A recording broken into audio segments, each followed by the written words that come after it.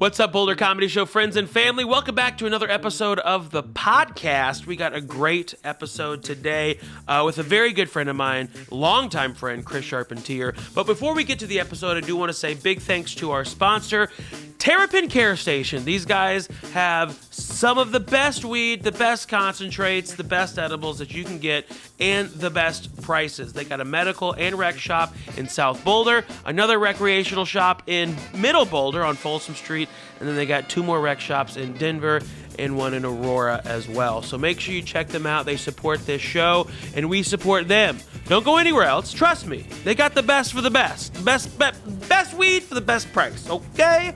Okay. Gotta go. Okay.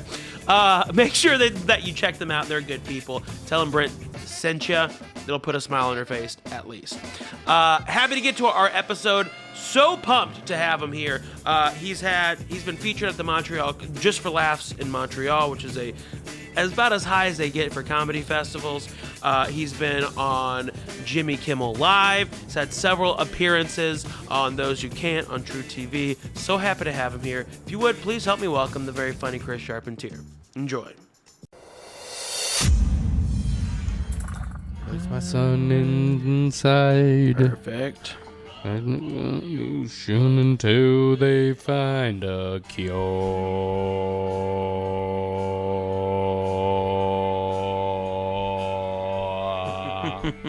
My days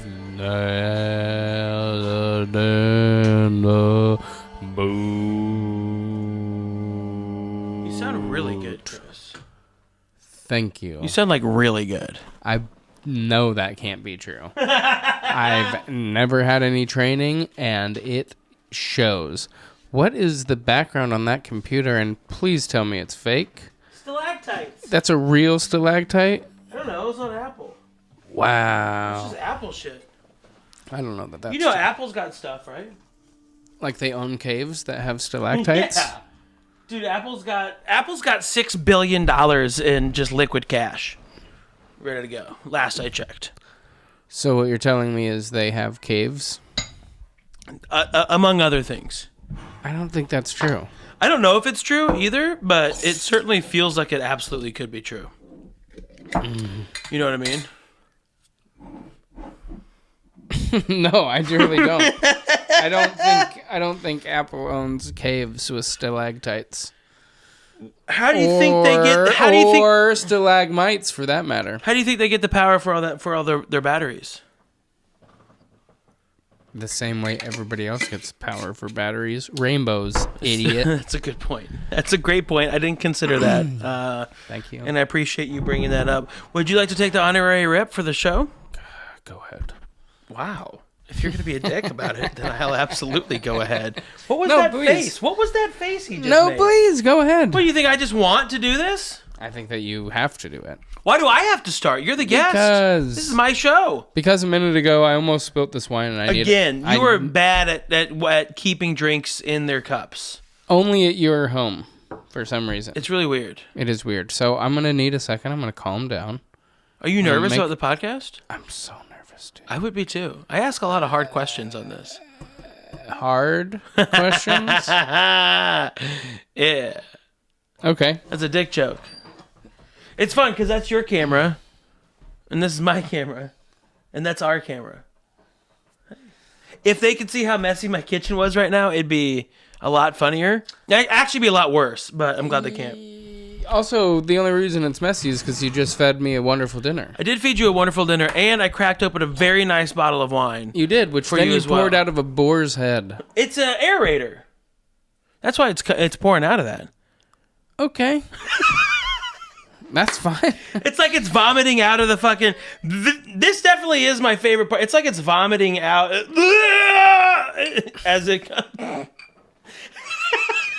What's really weird... Every time I pour it out, I just think... What's really weird is that we've been drinking this for a little while now. I've mentioned it, I don't know, 3 times.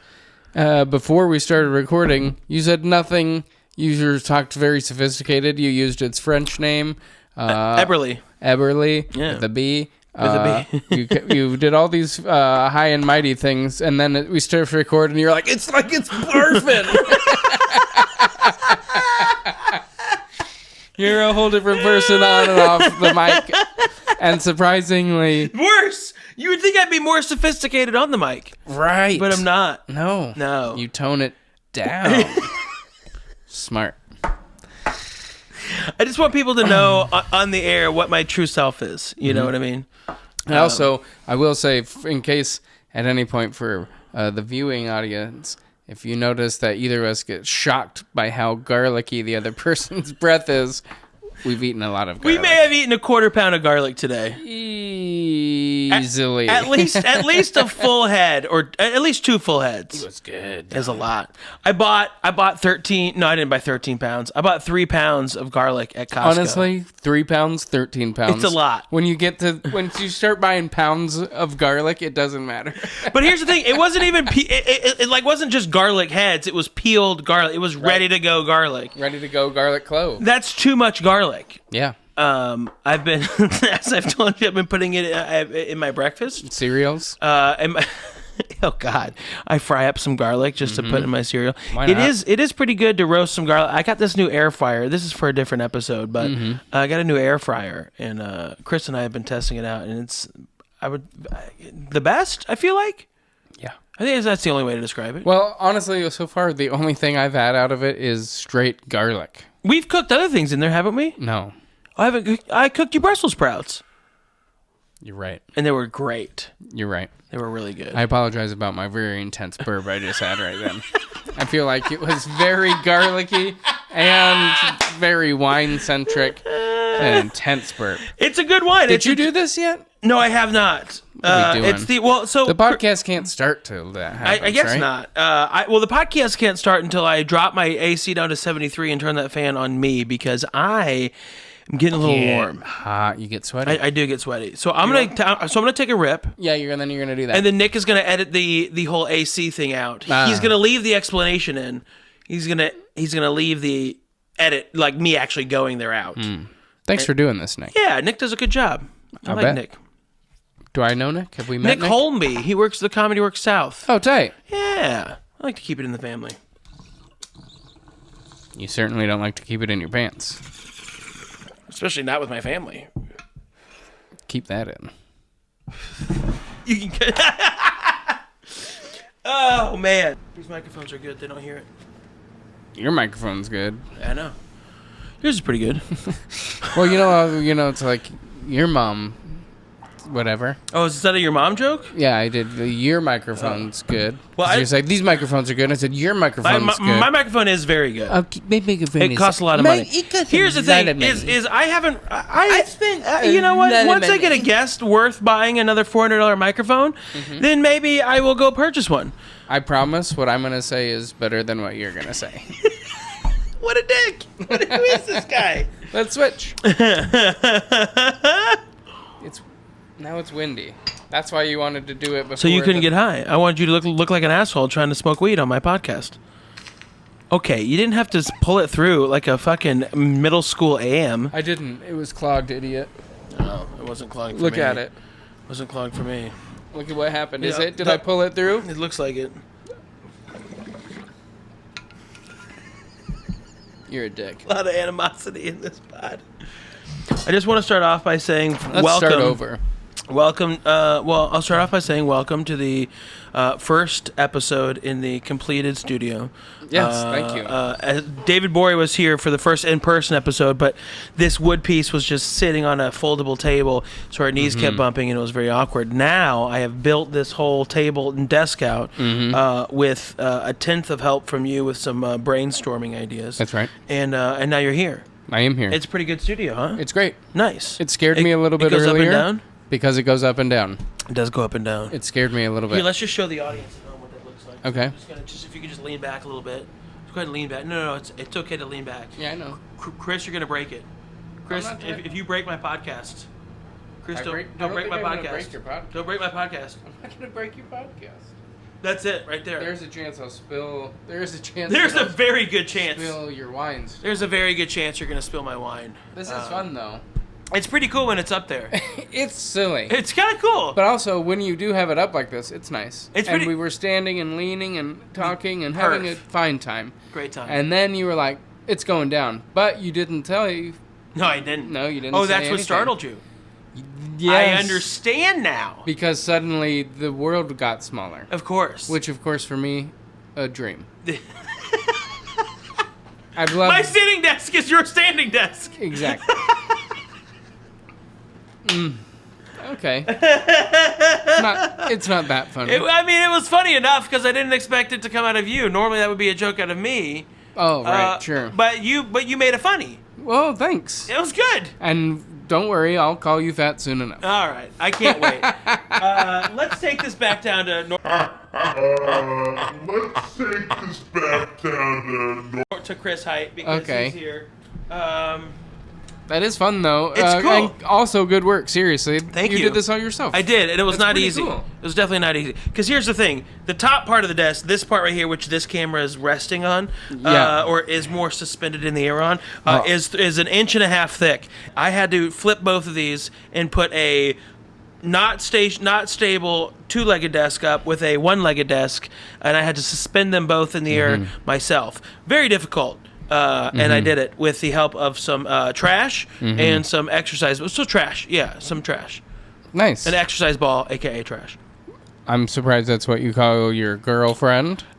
No, this is you right here. I know. Okay. Very fun. So thank you for being here. I'm glad we got to spend this evening with North Star, 2014 bottle of Merlot from Columbia Valley. I'm 90% sure Columbia Valley is in Washington, and that is true.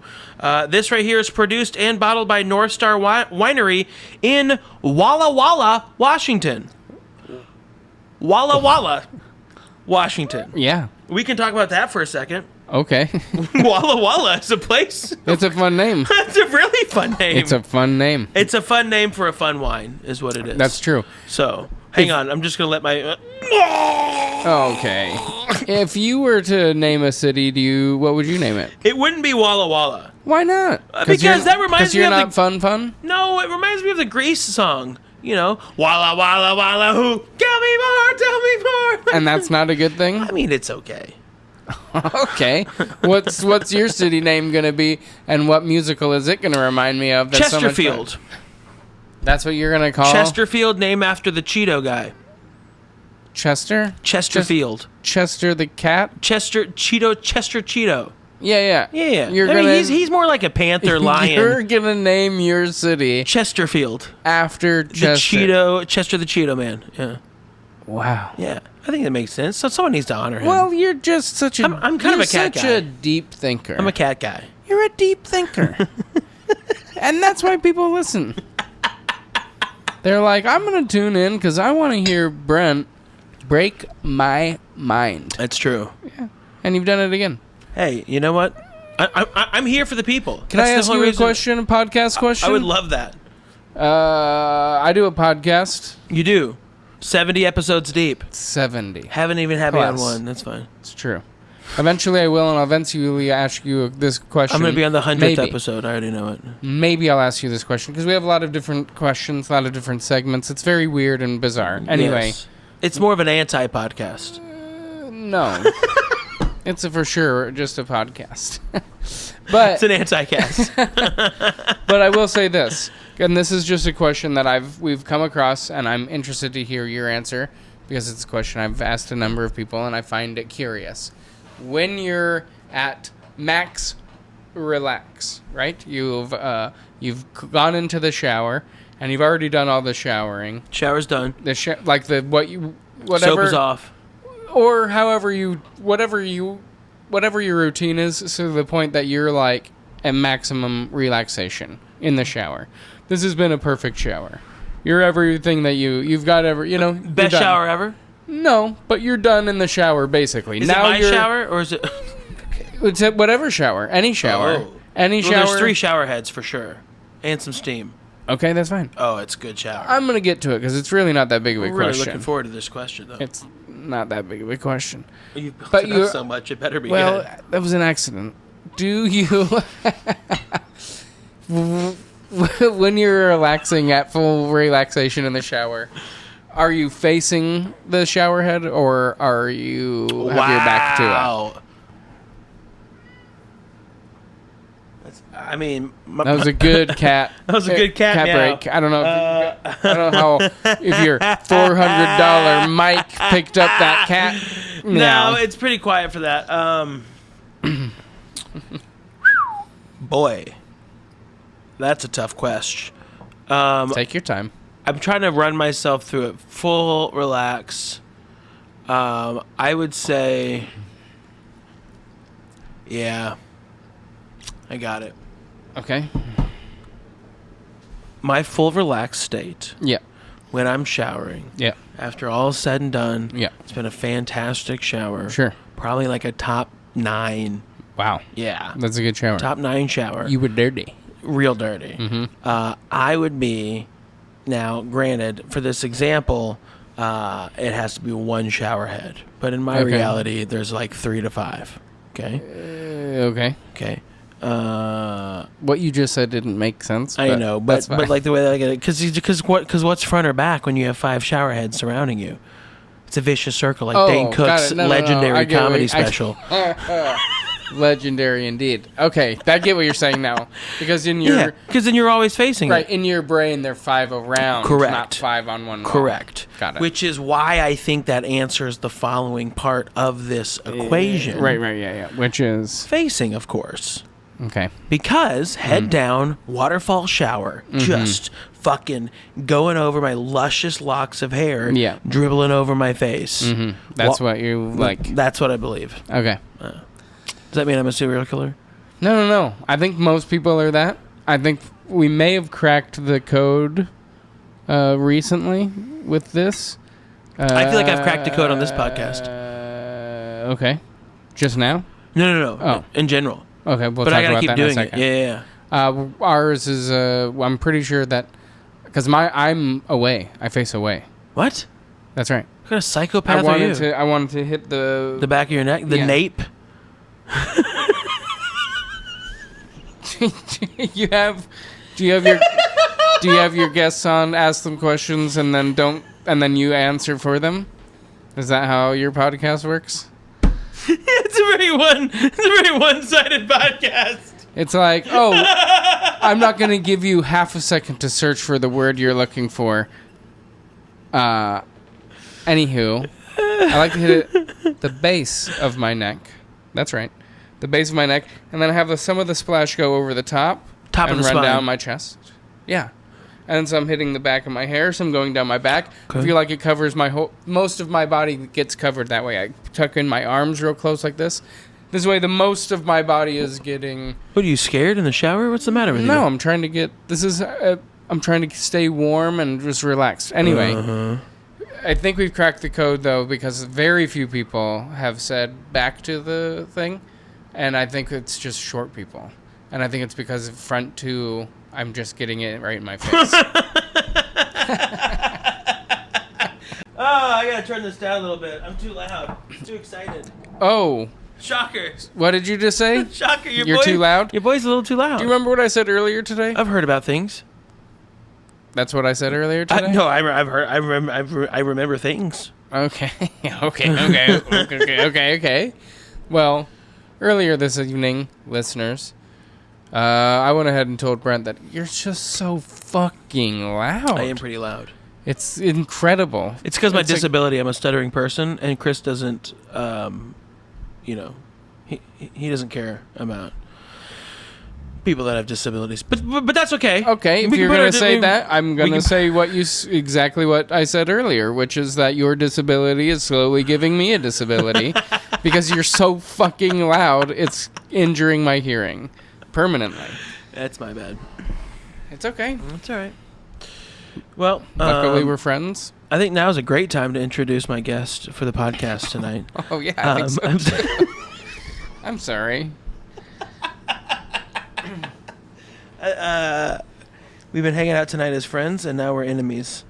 I'm very excited to have him here. All right, let's do this for real. Okay. I thought that was cheese on my thing. We've been eating a lot of pizza and drinking wine today. Smoking a little bit of cannabis. We're eating a lot of pizza. We ate a normal amount of pizza. I mean, I'm not finished yet. That will be a lot of pizza. Thank you.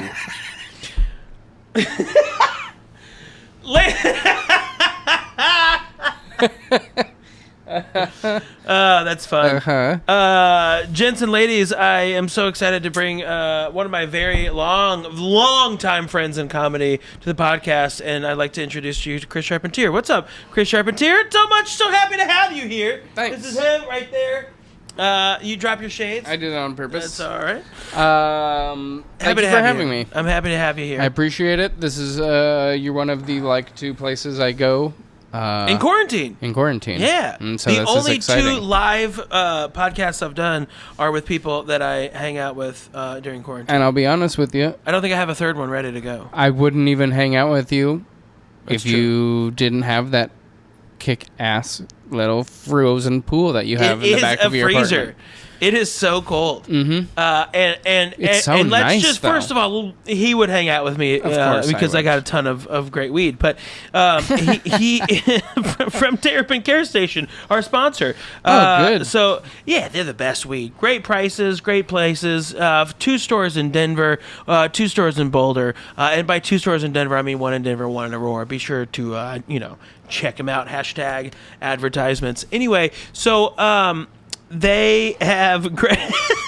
they got great specials and great dope, but I've been smoking some bis with you, and you come over and we get in the pool, and it's fucking so cold in this pool. It's so cold. It makes me feel like it's a fight against nature, just to prep my body for in case I ever fall into the abyss in Alaska. Which doesn't, it's totally true. It doesn't make any sense.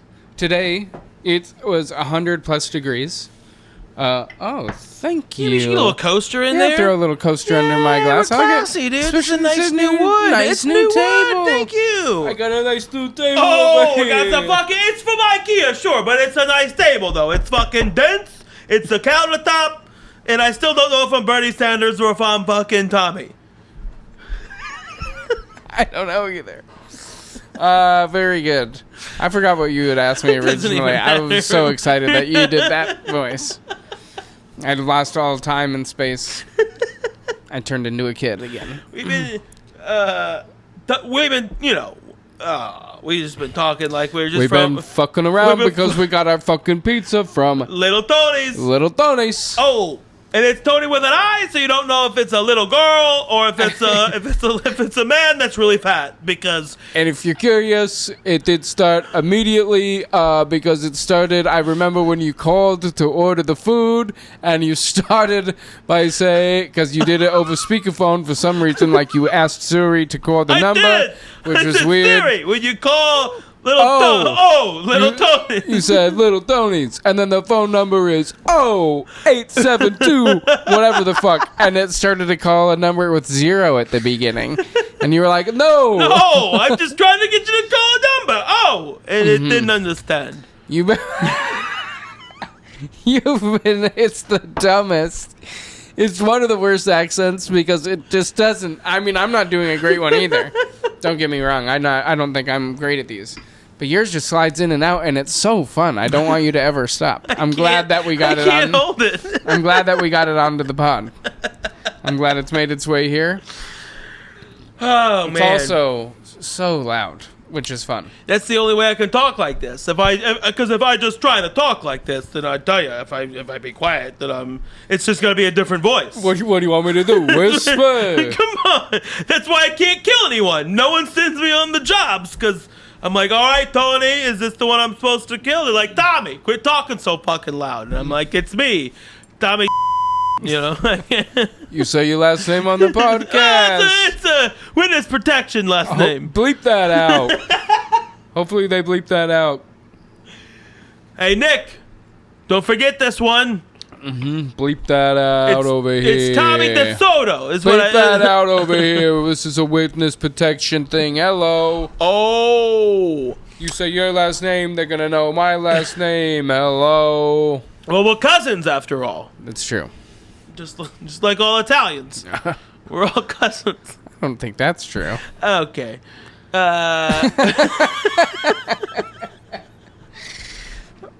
We should probably cut that part out. Anyway. No. Oh. Italians are one of the very few people you can still make fun of. God, and Polish people.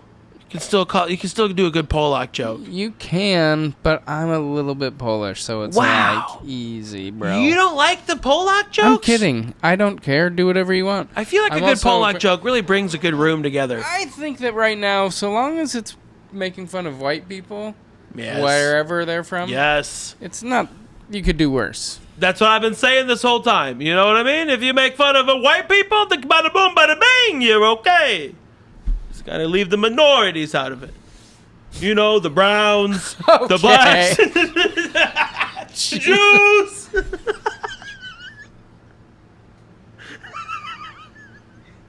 Okay, yeah.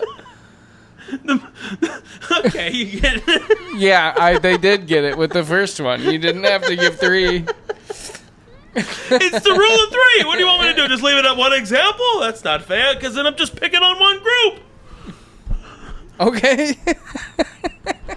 It's the top 1% of the 1% of the 1%. That is. It's a pretty good Bernie. I mean, it's not good Bernie. It's not the worst Bernie. I mean, neither is James Adomian's, which is it's got to be what my impression is. I don't know what you're doing. It should be, but it's kind of Bernie-like. Sometimes it's a mobster. Oh my God, how cool would mobster Bernie be? Hey, boo boo. Yeah, but then it's also that sometimes. I'm alright with this. Okay. So, Chris, you come from Colorado. I come from my penis. You come. Hey. Oh, hey, it's Tony, everybody. It's a home run over here. He's so fucking funny. He's so fucking funny. It's a home run over here. Jesus Christ. All right, let's do the podcast, though, for real, because we should probably get to it, because, Chris, as people can tell from the first 26 minutes of us fucking around, no, it's great, because now we only have to go through this for about 5 minutes. Okay, good. Good. We've known each other for a long time. A while. We've had equally the worst show, I still think, unless you've topped it recently. I mean, in the past couple of years. At least top 5. It can't, I don't know if you ever top the worst show you've ever done. You just kind of tie it. Yeah, that's true. There's just other examples of like just terrible shows. Yeah. But like that was the first. I think that one sticks so hard because it was the first one where it was like we were both on the road for the first time. Yeah, it was so very exciting, and there was a couple nights before that we did that were very fun. Yep. And it was like, oh, this is what comedy can be like. This is great. And then, dun dun dun. It's like, oh, this is what comedy can be like.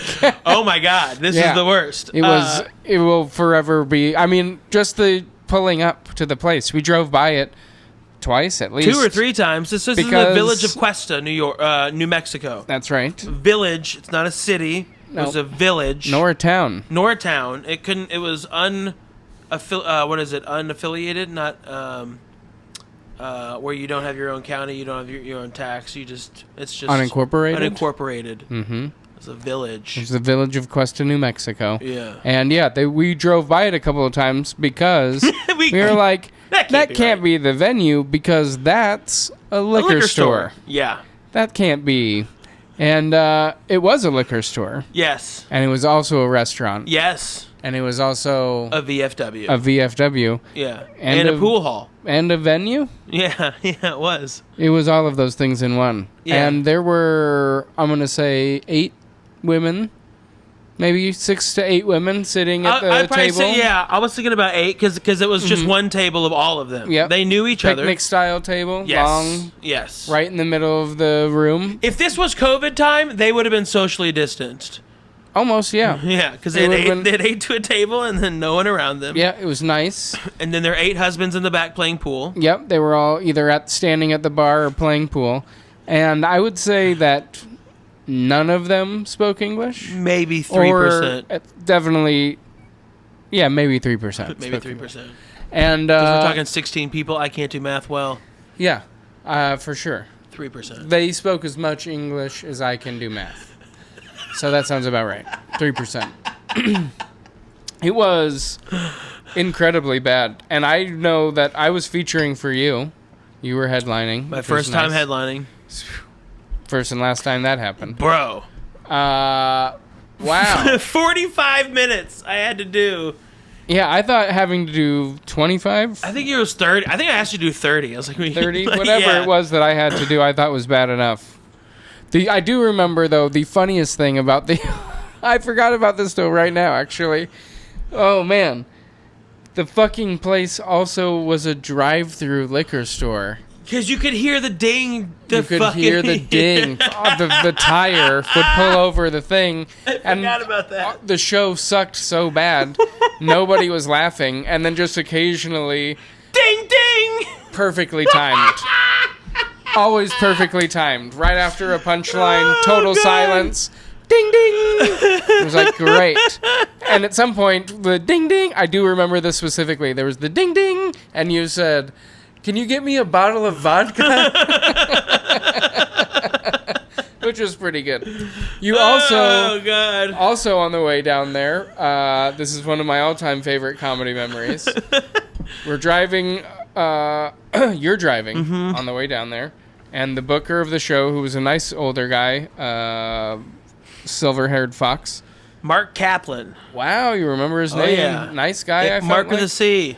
I feel like he was nice. I feel like we met him. He seemed like he had no idea what he was doing. Zero clue. But good-hearted. Yeah. In it for the right reasons. He wanted to entertain people. And he wanted to help his community. He wanted to bring some things. I love it. It was all good.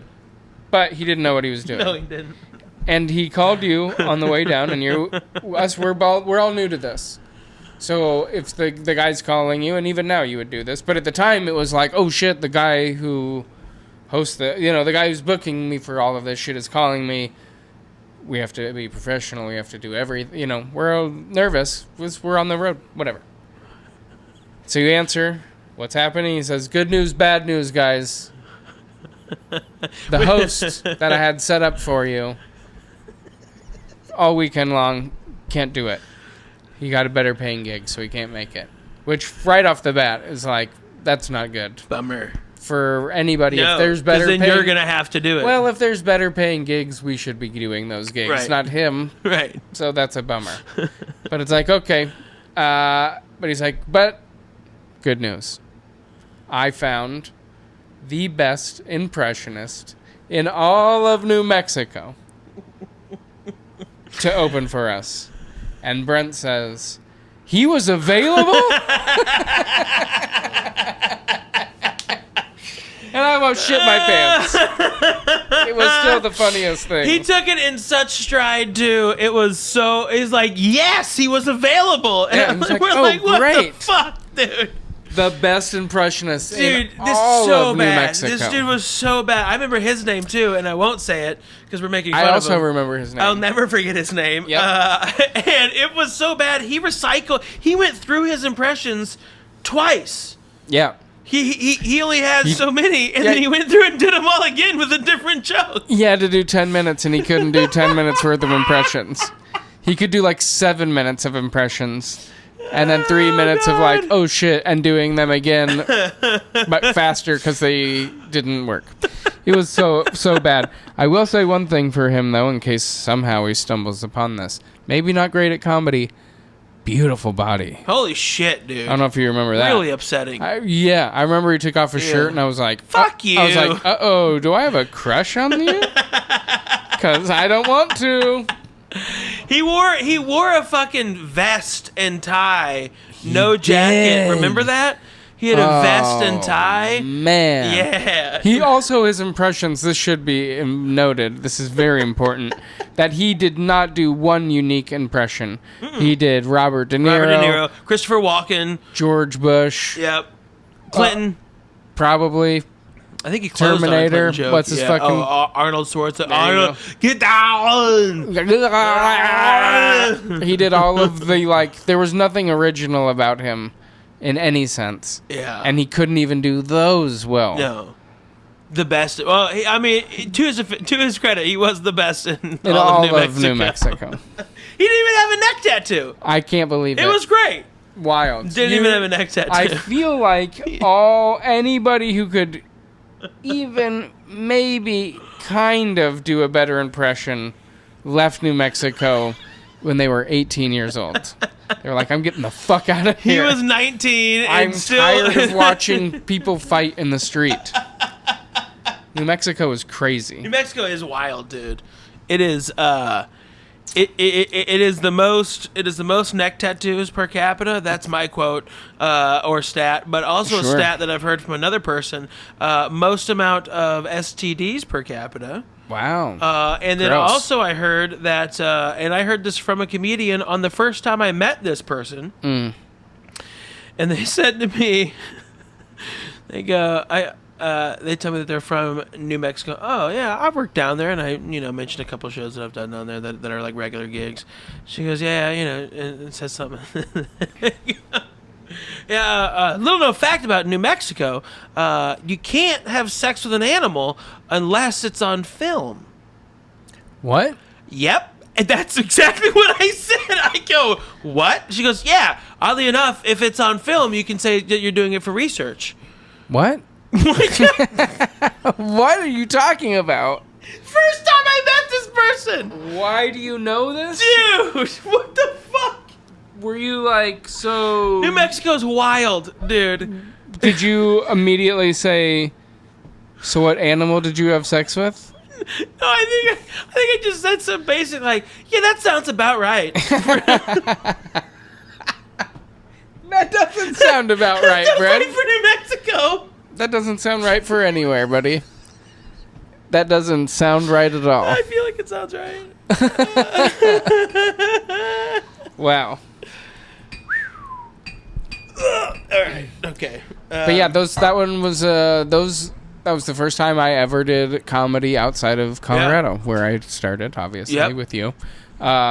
Pretty exciting stuff, and then led to a lot more, obviously, of doing comedy outside of Colorado. But that was the first one. Pretty exciting. Now, prior to that show, so you grew up in Westminster, Colorado.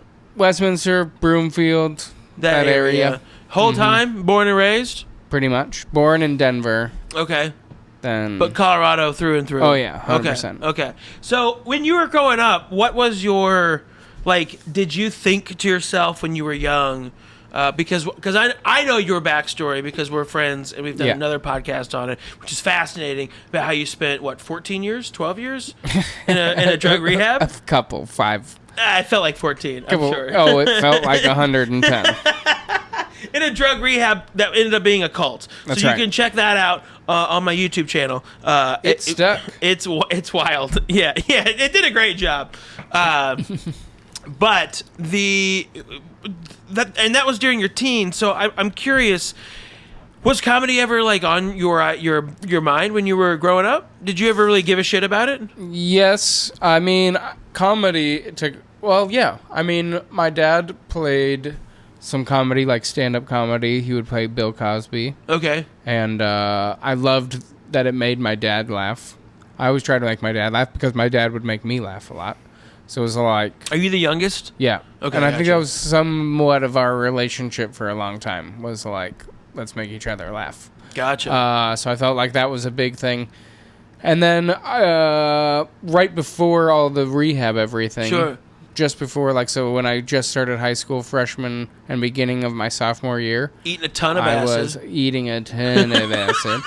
And smoking weed all the time. But also we got cable TV, which is a pivotal moment in my life. Because even so this though... is early 90s? Yeah, late 90s. Late 90s, okay. Yeah, I've got it because I... 95 to 99-ish? Yes, before 99... Okay. 98, 99, somewhere in there. Pivotal moments. Yeah. Because my parents, though we got cable, were like, we're still no MTV or VH1 or was a couple Comedy other Central ones. On back then? Yes. Okay. Comedy Central was on. And did you get that? Yes. Okay. And all they played was stand-up all the fucking time. Comedy Central presents the Premium Blend, yeah. And live at Gotham, and they would do Premium Blends where they were live in Central Park and other different things. Shorties watching Shorties. Right. There was it. so many different stand-up things, And then also, like, Half-Baked a million times. Right. And other movies that I loved. And other things that I loved. And I was hooked hard. And I loved it. I didn't even think of it as, like, a possibility, as something I could do.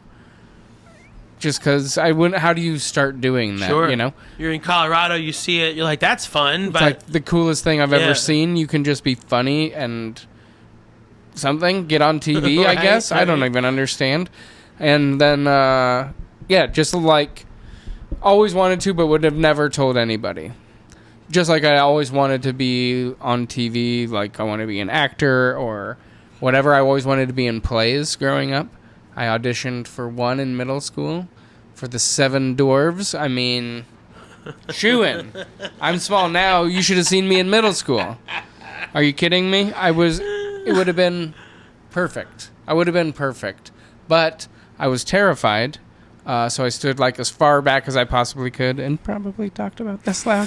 I could not do it. I did the worst audition of all time, and definitely, of course I wouldn't get it. And so after that I was like, I never told my friends that I was going to audition for that, and then never told them that I did, and it was just like, And I'll never do that again. did you get it?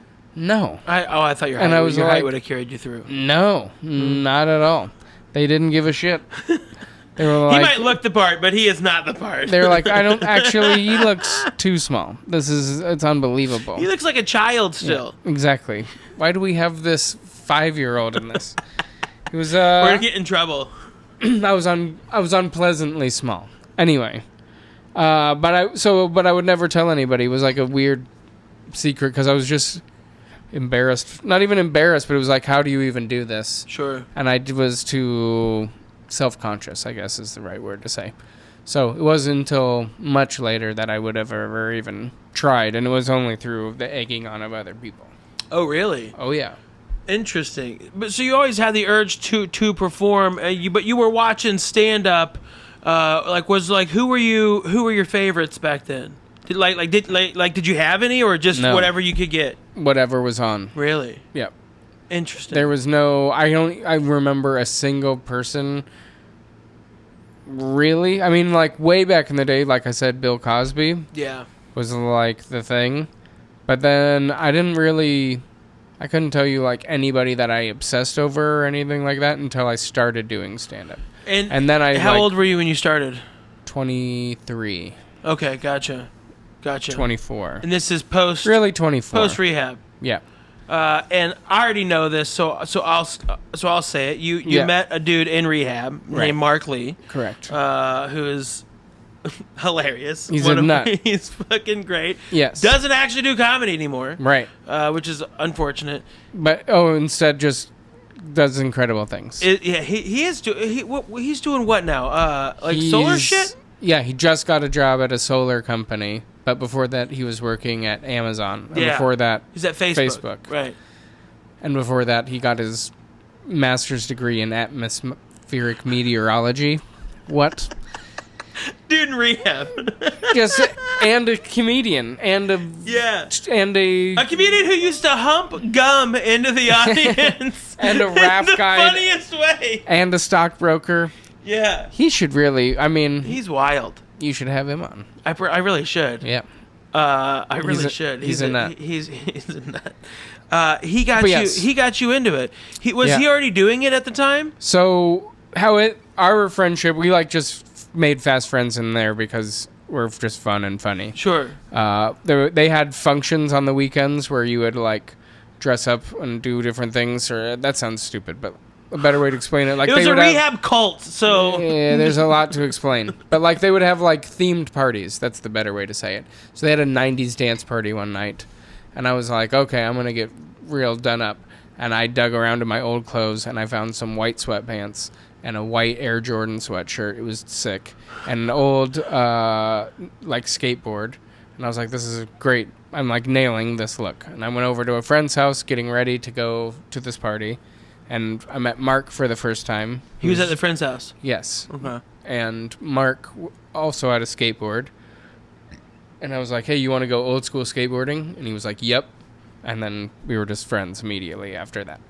He was a skateboarder, like, for real, and I was like, I'm not a skateboarder. I'm just, like, fucking around. And he was like, I don't care. I want to skate. Because he was like, what the fuck is this place? And give me a reason to get out of the house. His parents, because he's older than you, right? Yeah. But Did his parents put him in there? They influenced his decision to go. Got you. Because, I was just about to turn 18, and he was maybe 19, something like that. So he was in the adult program, and I was working my way into the adult program. Yeah. Very weird. Anyway. You'll figure it out. It's a long story. But Mark and I became fast friends, and then we started doing improv together. He just taught me improv because he had done that before any of the rehab stuff. Yeah. So he just taught me improv, and then we would do, like, basically, like, Whose Line Is It Anyway style shows for our rehab. So, which at some points was like 150 people. So it was like kind of a big show. Wow. Yeah. Just the two of you? Yeah. No one else? Occasionally we had another person. Like a couple squares from the... We would have we tried to have this other woman on, and it was fine. I liked it better. I mean, you know what I say about women. Oh, yikes. They always make things funnier. That's what I always said. That's what I've always said. That was very fun. But it was she was really cool. I just liked doing it better with Mark, I think. Sure. Because he was my best friend. So it was like there's just suddenly this other person in there, and it was like, get out of here. I just want to hang out with my best friend. So anyway, but then we got out of this rehab, and I started doing improv took improv classes at the Impulse Theater in Denver. Okay. Underneath the Wine Coop. Interesting. I took improv classes at Bovine. Okay, yep. I feel like I would have wished I would have gone to Wine Coop. I think that... Bovine sucked. I don't know that for sure. But I did. I guess I never took a show at Bovine, but that's where Sam started. Sam That's Talent true. also started at the Bovine. Right. So I don't know. I think it's... maybe the Bovine wasn't as cheesy. I felt like... Which is funny because it's the bovine. Milk makes cheese. It's cheesy. You did improv? I mean... I never liked it. Very good. Yeah, I think it was... oh! Look at that! I did it! I did it! Fuck! God damn it! I did it! That is so funny. Dude, that's the best. I mean, I'm not thrilled. Dude, I just was so bothered by that fucking cable, and I don't know why. Yeah, just all of the sudden, the one that's been there the whole time. But I'm just going to give you a little bit because you spilled it last time. Okay. Here, I'm gonna fucking ease your worries. Don't touch the wire now. Man. Is that okay? I can't believe I just ruined the podcast. Or did I? I'm really excited to... Watch these. Ow! Oh, yeah, watch out for all the water. All the water? Is that what hurt you? No, I rolled over my foot. It hurt really, I think it was really you that spilled bad. the wine, to be honest.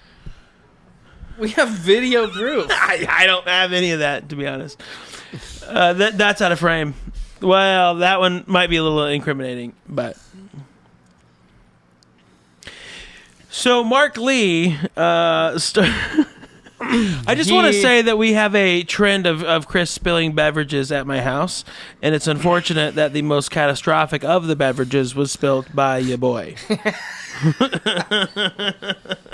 Catastrophic indeed. Although I will say, when I spilled the espresso that you made, which was such a nice treat. It was such a good treat. It was you spilled it twice. It was a real shitty... It was just a shitty thing. It sucked. Anyway, so Mark, my good friend, who's very funny, started doing stand-up comedy, and was good. He would started doing it Comedy Works, and it like made it to, I guess what I would say would be like the mid-level, like kind of a feature kind of a person there. Yeah. And was so fucking funny and doing well and whatever. And he was like, you should try it. Because I was doing that improv class, but that sucked, and so I stopped doing it. Because improv is the worst. In Denver, Colorado, it's a piece of shit. It sucked. Yeah. There were... Especially back then. Sure. There were potentially... I had fun, but it wasn't because of the situation. Right. Necessarily. I did enjoy a couple of the people I met. Anyway. But Mark was like, you should try it. And I was like, I don't know about that. Just because it was... Really because it was my dream, and if I do it and suck at it, then what? What are you going to do? Then I suck at what I want to do more than anything in the world. I mean, I already couldn't be a professional athlete, which was my fault. That was my fallback plan to not being able to. Chris still thinks that he can be a professional pitcher. Yes. I have this really... Okay. This nasty... It's like a submarine sidearm knuckleball. Ever heard of it? I've seen him. No, you haven't. You mean me throwing them? Yeah, you've seen me throw them. No one else. No one else in the world has seen these. The batters have never seen this. It's insane. 46 miles an hour. There's no chance they'll hit it. There's no chance they'll hit it. Once they figure out how to hit it, though, then they'll be fine. Well, maybe. Well, maybe. I don't know. I should add. Listen, I've given up on the baseball. You add something to your repertoire. That's all I've given up a little bit on the baseball. Added something to my baseball repertoire? Are you kidding me? Watch me play third base. That's my repertoire, wow. You motherfucker. That's an important base. You say, oh, we can't have you a pitcher. You say, put me anywhere in the infield. I'll do just fine. And then they say, oh, well, you're a little bit short. And I say, okay, then put me anywhere in the outfield. I got all the speed to catch anything that you want me to. I mean, granted. You still think you could be a professional baseball player? No. If you weren't a comedian, you would be a professional baseball player. Yes. That makes sense. Yes. At this point in my life, I'm 37 years old. I'm almost as heavy as I've ever been. Ideal athlete for the MLB. There's no way I couldn't still be playing. I got everything I can. The last time that I really took note of how well I could jump, it's up there. Oh, buddy. I wouldn't say up there. The point 5 inches. The point is, I can still do it. I can still throw pretty well. 6 if you're soft. I can 6 if I'm soft. I can still throw okay. I'm going to be a professional athlete. If not with baseball, then it's surely soccer. Or cricket. I mean, they're basically the same, baseball Yeah, and of cricket. course. Yeah. So, yeah. Okay. But anywho. So Mark convinces you to do comedy. Yes, he's like Chris. It's this thing you gotta do. You ought to do this. I think you'd like it. You'd be good. I think it would be funny. I've been doing it. You can listen to me. You can listen to you, but I'd listen to me. I'm not sure. I'm a Jew. Of from course. New York all of a sudden. I'm this guy. Hey, you think maybe you can do it? it? You're from Westminster. Maybe. More like West Rabbi. You know what I mean? Okay. So Mark was like, hey, here's what, so Comedy Works. Comedy Works. The first time that you do Comedy Works, as you know, and I'm sure that maybe other people have brought up on this podcast. No, not yet. Interesting. I haven't had a lot of my friends, of like my close, I grew up with you friends, because I know your backstory. Right. But they don't. My fans don't. The Boulder Comedy Show. Yeah. Sure. Like, this wine is pretty much gone. It's pretty much gone. Leave that in. Okay, so when you would come, if you want to do Comedy Works for the first time, things might be different now after the Rona. True. Everything is probably different. In the heyday. Yeah, before the pandang it. Things were different. And you would call the Comedy Works, and you would... Every week. Every week.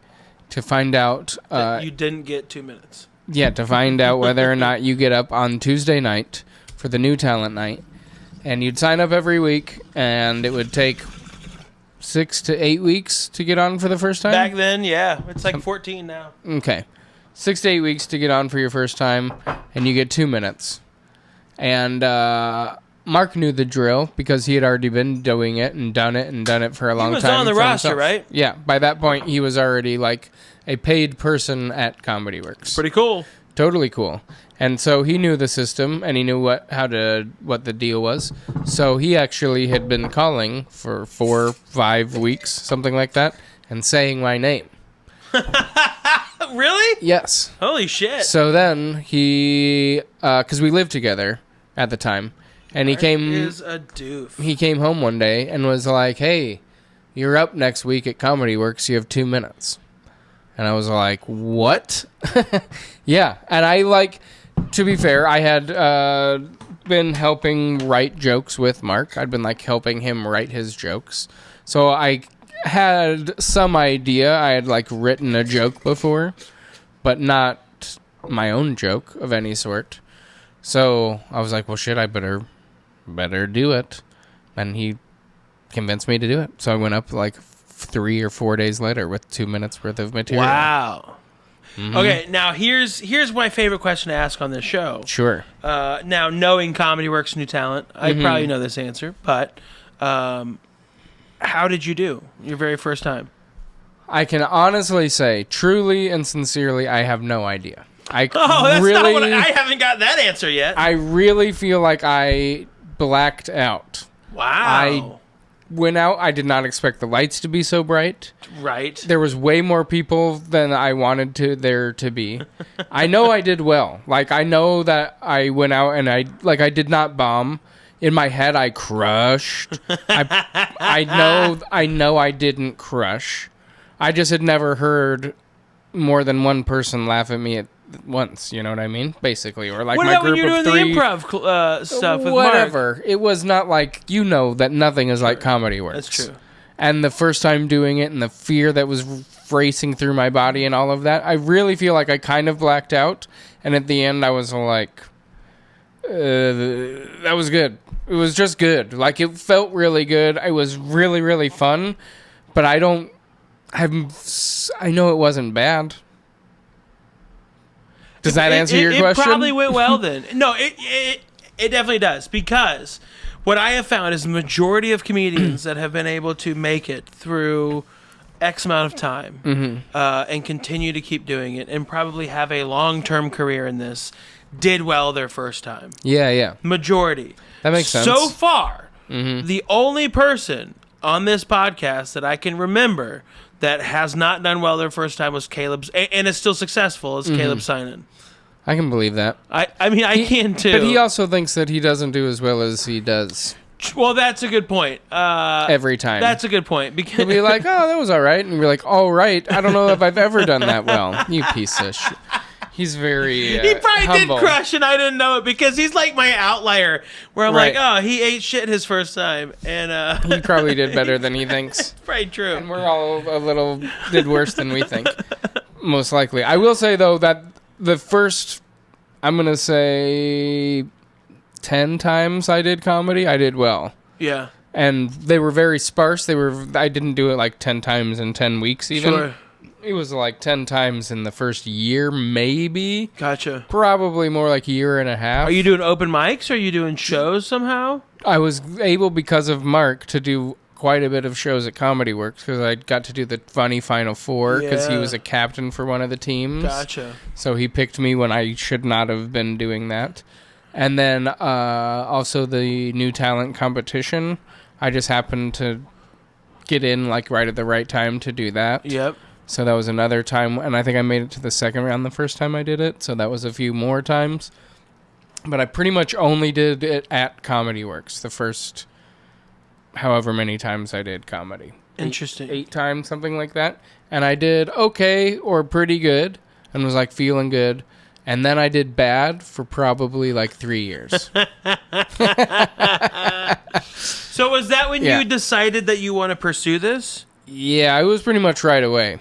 So when that I was when like, it clicked, like what clicked for you that kind of like was like, yeah, this is it. This is what I want to do, or I want to like pursue this.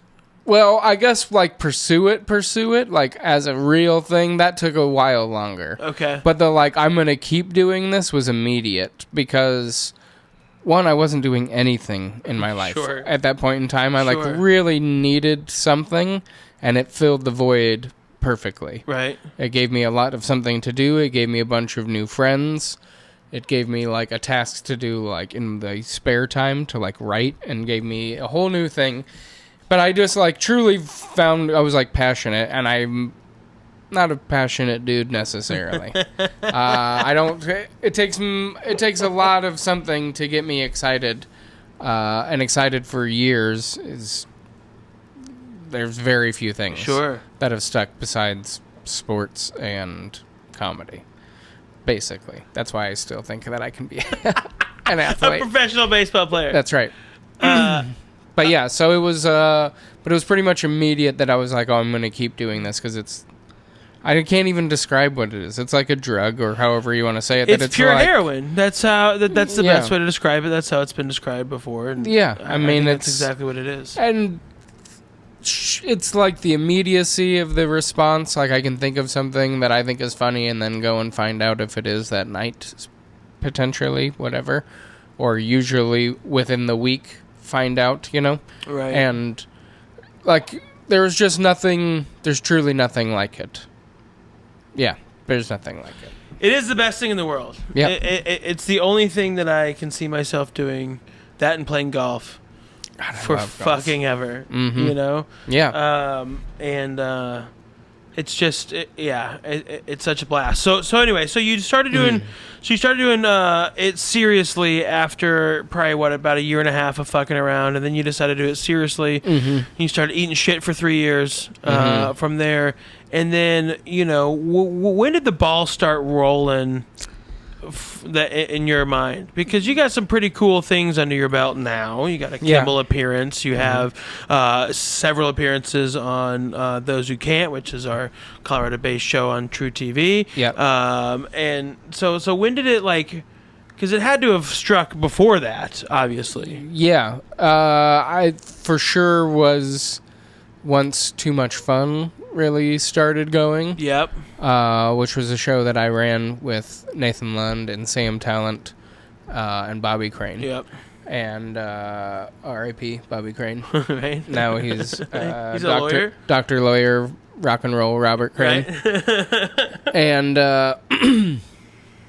but that was, and it wasn't even right away with that, but pretty much right when we decided to start that show, that group, whatever the fuck we were trying to do, the fact that other comedians that I really liked me enough to have me in their little group to do whatever, I was like, oh, maybe there's something, okay. There was and Mark also really filled me with a lot of good confidence. Right. As somebody who I saw other comedians respect and all these other people liked him. And then him being like, dude, you're funny. And, he helped me a lot and helped me write jokes early. Right. And, figure out my voice probably faster than other people would have. And he also kept me from doing bad shows and hanging out with people that were kind of a waste of time. Sure. Which I probably wouldn't have figured out on my own, to be fair. Does it make you sad that he quit? Do you ever try to get him back into it? Interesting question. It makes me sad that he quit because I selfishly want him to, because he's so funny. Yeah. But not at all, because he's so much happier since he quit. Yeah. It's not everybody's built for it. Sure. And the way that his brain works, it's not healthy for him to be a stand-up comedian. Gotcha. With the ups and downs, because they're dramatic. Yeah. And the further you get, the more dramatic they get. And some people, and I feel like I'd say it's a lot of people, more than you think. Enjoy the stability. Right. And it's not like he quit comedy and is just living this lame life. He got married, has a couple of kids. He's blossomed into a man Whereas before he was, a funny He was dude. like us. We're all children. Yeah, funny dude fucking around, and he like turned into this very successful man. And it was like, good work, Mark. After I asked Chris today, why can't I just grow up? I just don't get it, man. You said something about how you can't grow up, and then a little while later, while we're both pretty high in the pool, you said, "I'm treading water." You said out loud. Yeah. I'm treading water. I sure did. Hey, Chris! Guess what I'm doing? I'm treading water. Yay! That's a throwback. Anyway. How far into it did you... What prompted you to move to Los Angeles? Because you were the first one. You and I were in the same Comedy Works class for Almost Famous and the Pro roster. Correct. And then you moved to Los Angeles first. Was this before or after Montreal? Right before. Right before. Okay. Yeah. And what prompted you to do that? Like, did you have a thing? You're like, this is like, I'm going to move for this? I kind of have always wanted to live in California. I don't blame just you. because. This place is awesome. Yeah, there's just one of those things like growing up in Colorado. Colorado was very cool, but it was like California's the other really cool place. Sure. Those were like the two very cool places that I knew about. And LA seemed cool, and there were just some sort of like, I'm lured to it. I don't know why. And like a lot of people are. There's like the glitz and the glamour and all of that dumb shit, but it's also really beautiful. And there was just, it's cool. And the ocean, and it's cool, and the vibe here is different. And it's really cool. It's fun all the way through with all the bullshit associated. Totally. Still really fun. But I will say, and this is funny in looking back on it, at the High Plains Comedy Festival one year, I think it was maybe the second one, I'm not positive. Okay. 2016 maybe? Nope, so it was the first one then, because if it was 2015, because that's the year that I moved. Okay, so it might have been 2014. Okay, yeah. Something like that. It was before I moved, I know that. Kurt Braunholer was on the show, or was on the festival, and I really like Kurt a lot, and I like looked up to him a bunch, and I had been on a couple of shows with him in Los Angeles, because I'd gone out to visit a couple of times and done some shows and stuff. So I'd been on a couple of shows with him and met him, and he was a cool guy and all of this, and I was very excited at the festival. It was very neat. And we were standing next to each other at one of the after parties. And he was like, "You live in LA, right?" And I was like, "Oh, no, I live here." And he goes, "Really? You should live in LA." And I was like, "I should live in LA." Like, he thinks I'm ready. I think I'm ready. And now, in retrospect, because I didn't put all of my stock in that, like I had already wanted to go. But him saying that was like... a huge part. Maybe I'm fucking ready to go, right. And then other things kind of were happening, and I had auditioned for Montreal, and it went really well, and things, and they asked me for a tape, and things were like kind of slowly happening, and so I was like, I think I'm going to go. But in retrospect, when I think back on that moment, that was kind of pivotal in a way. Right. He had just moved to LA. Kurt did. Oh. So he was like, "You live in LA, right?" Because we did a couple of shows in LA.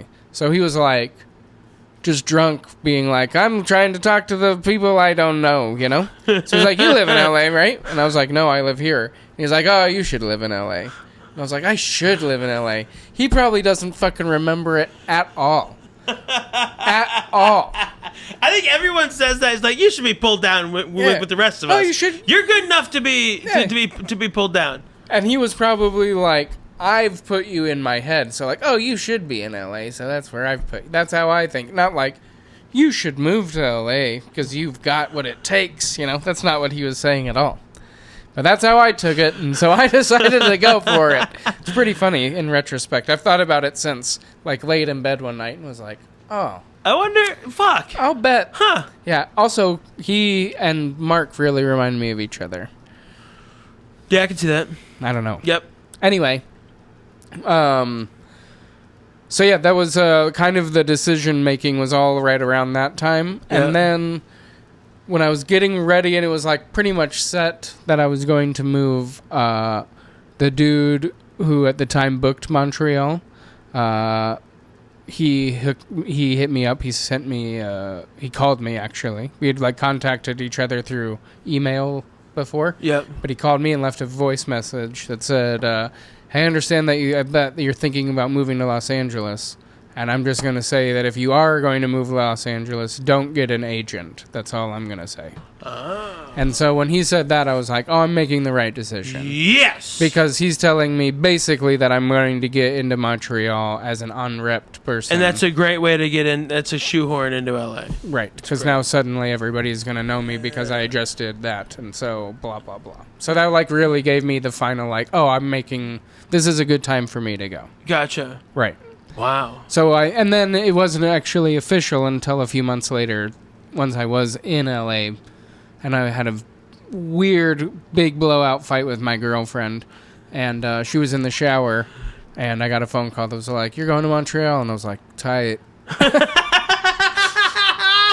And then went into the bathroom while my girlfriend was showering and was like, "Hey, I got into Montreal," and she was like, "Oh, great." And I was like, "Yeah, cool." How exciting. How exciting.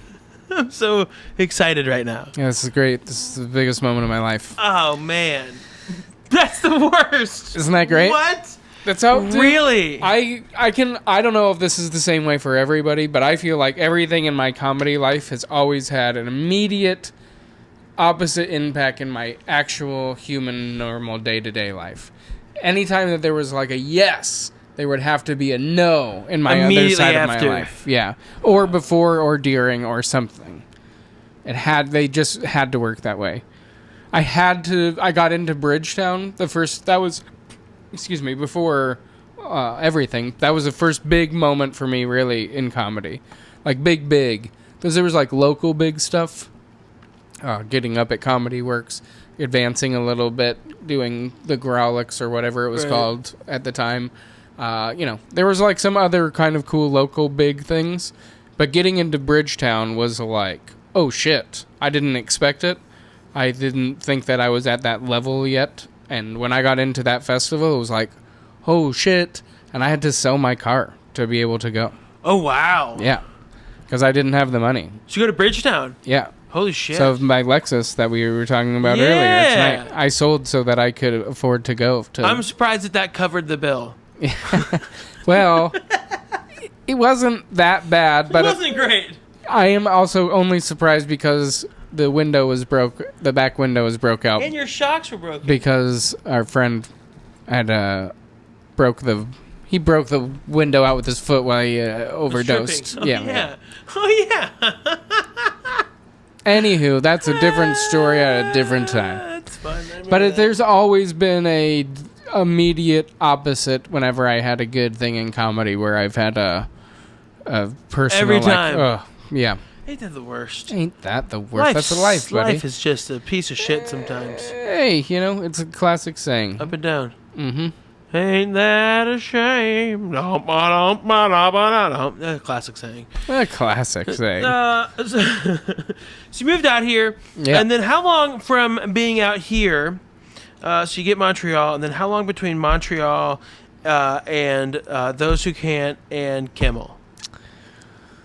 So Montreal happened 2015, like pretty much right away. And you moved out here about 2014, maybe early 2015. Okay, cool. It was like 2015 in like July or something that I moved out here, and then I found out not too long after that. Gotcha. And then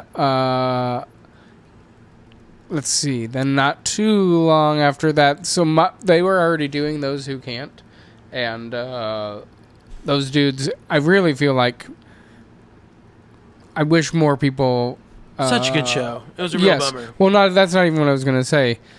They did everything that they could to help out, get as many people from Colorado on that show as they could, and do everything that they could, whatever, to help out everybody.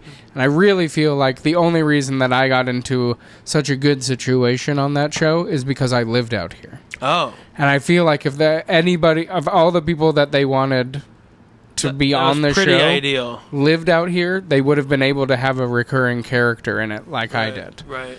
But it was just because I was like available to do it. I could be here no problem. And they didn't have to pay for hotel or any of that shit because you were in town, right? Exactly. Was that union or non-union? Well, it started non-union, and then... Moved to union, I became a must sign at some point because I had done enough non-union stuff, or done enough what is union work as a non-union worker that you had to sign or no more union work. Correct. Right. Which sucked. Yeah. Because it costs a lot of money. Yeah. And then I did one more episode. Oh no. And then haven't done any television work since. Oh no.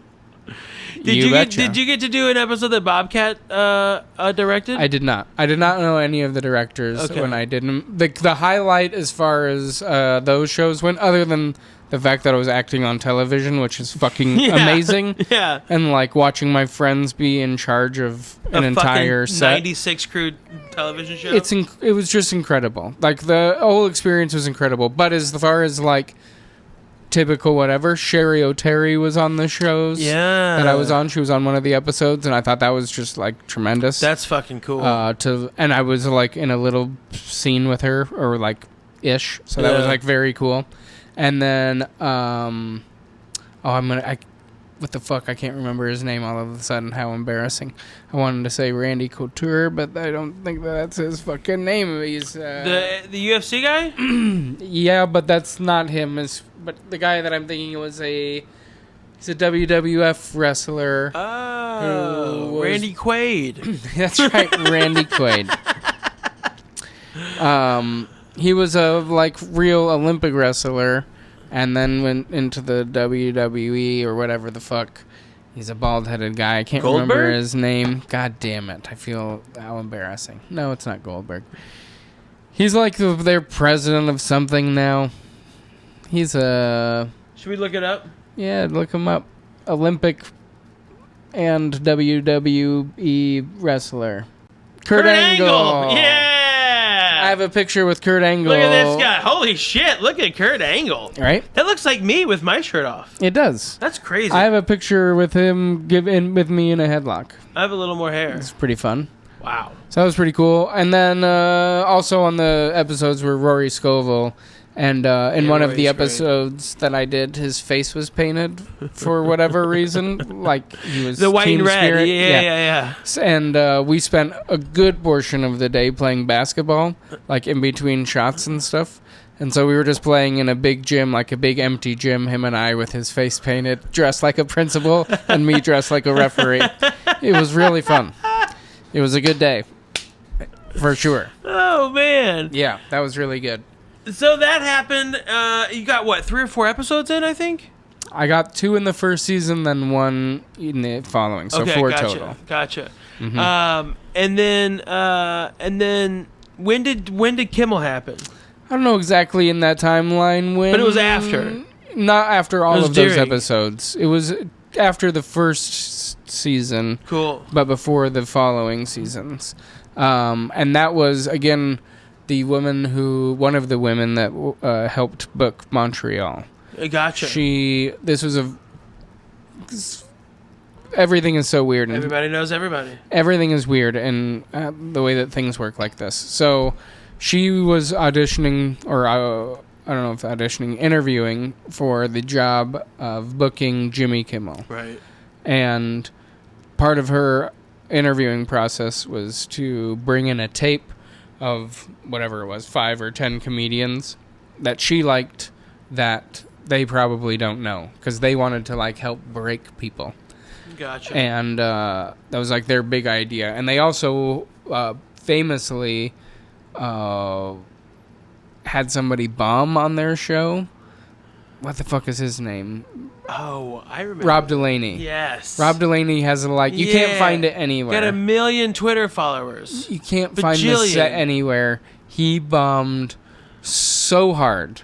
He's a fine comedian. Sure. Some people say very good, whatever. But this particular set, it's unfortunate. He bombed really, really hard. And so they didn't do stand-up on the show for a long time after that. What? Yeah. He canceled them? Kind of, yeah. Wow. And so then when they started up again was about when I was doing it. they were like, we're going to hire somebody new, and we're going to have this whole thing where we're going to like try to break people. So we want to have people who've never been on TV before, or at least not on like network or haven't done stand-up, whatever. And we're also not going to let them do bad. It's kind of the thing. Gotcha. So it's not going to be like we film it today and you put it out tonight. We're going to film it and make sure it's good and then put it out whenever. Oh. So we're going to film it differently and separately from the show. Right. So it's a little different, whatever. What time of day are you recording? 5 in the afternoon. Okay, so it's still a little weird. Yeah. Not terrible, though. No. So it's still, they film it just the same way as you would expect it. You just don't get to see it that night. They're going to play it at a different time. But they do the show like a normal show. Right. So anywho, the way that it worked out was the woman, so when she was interviewing for this, she was one of the ones that booked me for Montreal. So she knew me from that, and she liked me from that. So when they asked her for tapes, she gave me one, or she gave my tape to them. And Jimmy Kimmel liked that tape. So in the interview, when they were going over stuff, he's like, I like this guy. And then that was it. Yeah. Oh, fuck yeah. So that's like how she also got the job, which is dope. Yeah. But that's like how I got booked for it. No shit. Yeah, which I also found out was really cool that he was way more involved in it than I thought. That's nice knowing that they have a lot of say in it still. Yeah, that he picked people and that he was, in the little bit of time that I had meeting him, he was fucking cool. Right. He was very genuine, shorter than I expected. I bet you love that. More handsome than I expected. Wow. I also loved that. But like a very genuine person, and I could tell. I was like, this dude rules. In the 2 minutes, as much as you can tell about somebody, I was impressed. He came off well. Very. Wow. Yeah. Dope. Mm-hmm. Wow. But yeah, so you film it. Also, the day that I filmed it, this was really neat. Charlize Theron was on the show, which was pretty cool. Did you see her in person? I did see her in the flesh, but I saw her. Imagine like a you know when you're at the park and there's like a bunch of geese all walking in a gaggle. A gaggle of geeses. Yeah. A little gaggle of them. Yeah. Imagine that, except for just in the middle, there's like one that's a little bit taller and perfect looking. And that's what it was. She was just surrounded by like a group of people. As soon as she walked in, she came in late. And she like went straight from her thing to her dressing room, door closed. Dressing room door opens, her surrounded by people up to the stage, and then out to her car when she got done. Wow. Yeah. She was like never even kind of alone and amazing looking. That's weird. It was very weird. Weird. Yeah, for sure the most famous person I've ever seen. Just as beautiful as you'd think. More. Wow. Which I can say for all famous people that I've even kind of been around, that it's like, oh, there's a reason that you're here. Yes, there's a different level of pretty, and it's unfair that people are held to that standard. I've heard that about Mel Gibson. Dude, I saw Ricky Martin one night. Really? Dude. Masterpiece, huh? Masterpiece. It blew me away. The camera does him injustice. Yes, it blew me away, dude. I was like, holy shit. Wow. Yeah, wow. It was like jaw-dropping. I just wanted to look at him. I mean that sincerely. I saw DMX once in person, and I was like, man, you have gotten old. Yeah. Wow. He got kind of fat. Yes, he did. It's kind of funny. He really did. Because he was like, DMX. What? Got like he's a got little belly. punch like I do.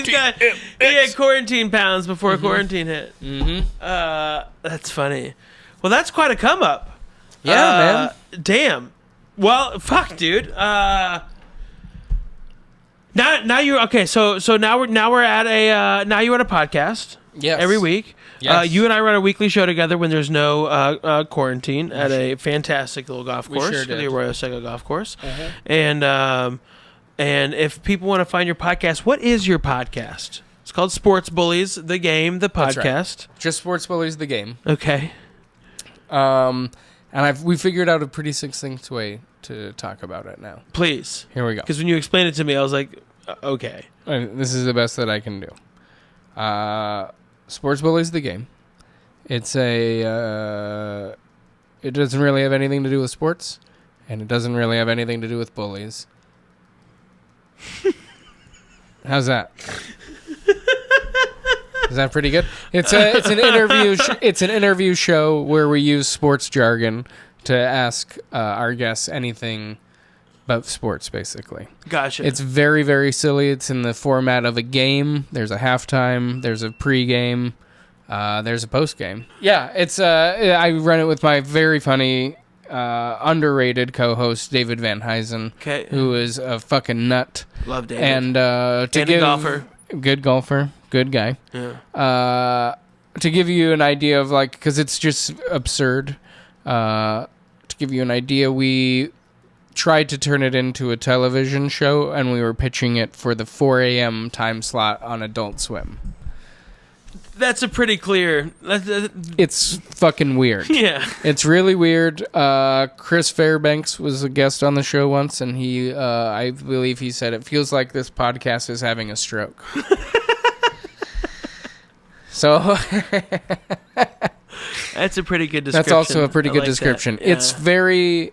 it's silly.